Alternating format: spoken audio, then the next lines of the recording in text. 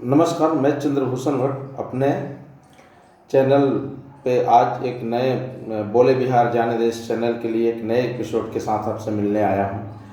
कल कल चौथे चरण का मतदान होना है। ऐसे में बिहार के जिन 5 सीटों पे मतदान होना है वहाँ पे सभी दिग्गजों की किस्मत दांव पे लगी हुई है। उसमें कई माननीय केंद्रीय मंत्री भी हैं। उन्होंने 10 सालों में क्या किया है, 5 सालों में क्या किया है, जनता को क्षेत्र में बताने के पास उनके पास बहुत सारे मौके थे। उन्होंने भरपूर उसको बताया भी है कि हमने क्या क्या किया है, लेकिन जनता उनको किस रूप में देखेगी और कैसे ले रही है, कितना उनको सहमत है, कितना नहीं सहमत है, ये तो 4 जून को पता चलेगा। लेकिन फिलहाल कल जो कद्दावर जो मंत्री हैं बेगूसराय से गिरिराज सिंह, उनकी परीक्षा होनी है। नित्यानंद राय जो गृह राज्य मंत्री हैं, जो काफ़ी बड़ा पोर्टफोलियो के साथ हैं और उनकी एक बिहार में अपनी बिहार की राजनीति में धाक हुई है, यादव समाज से आते हैं, उनकी किस्मत दांव पे है। इसके अलावा समस्तीपुर में 2 मंत्री के पुत्र और पुत्री लड़ रही हैं। वो दोनों अपने आप में एक टक्कर वाले मुकाबले हैं। जो नित्यानंद राय के खिलाफ में है, जो भी बिहार सरकार के कद्दावर मंत्री रह चुके हैं आलोक मेहता जी, उनकी भी किस्मत दांव पे है।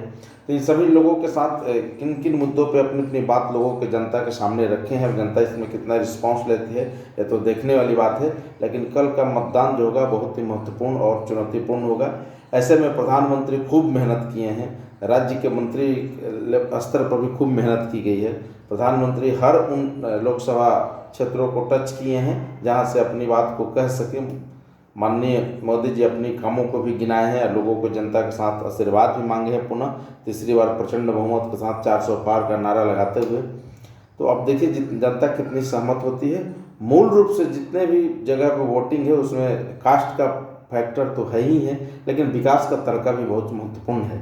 अगर कास्ट के साथ साथ विकास का तड़का है तो उसमें काफ़ी कई जगह ऐसे सीट हैं जहाँ पे राजद से भी जिनको टिकट नहीं मिला वो टूट करके और वो निर्दलीय रूप में अपनी किस्मत आजमा रहे हैं। तो ये 2 भागों में जो वोट का बंटवारा होगा उस पर भी डिपेंड करता है कि आगे क्या होने वाला है। लेकिन महत्वपूर्ण है कि 5 सीट ये एनडीए को अपने पाले में लेना और बचाना, क्योंकि पहले से सीट उनके कब्जे में थी। अब तीसरी बार हैट्रिक लगाते हैं कि नहीं, ये देखने वाली बात है। लेकिन कमोवेश आपको बता दो तो बेगूसराय में लगभग अभी का जो समीकरण है उसके अनुसार बेगूसराय में जीत मिल सकती है। उजियारपुर में टक्कर मज़ेदार का है। इसके बाद आपको जो टक्कर है वो समस्तीपुर में भी है, क्योंकि दोनों मंत्री का एक पुत्र एक पुत्री है, तो वहाँ भी टक्कर मज़ेदार है।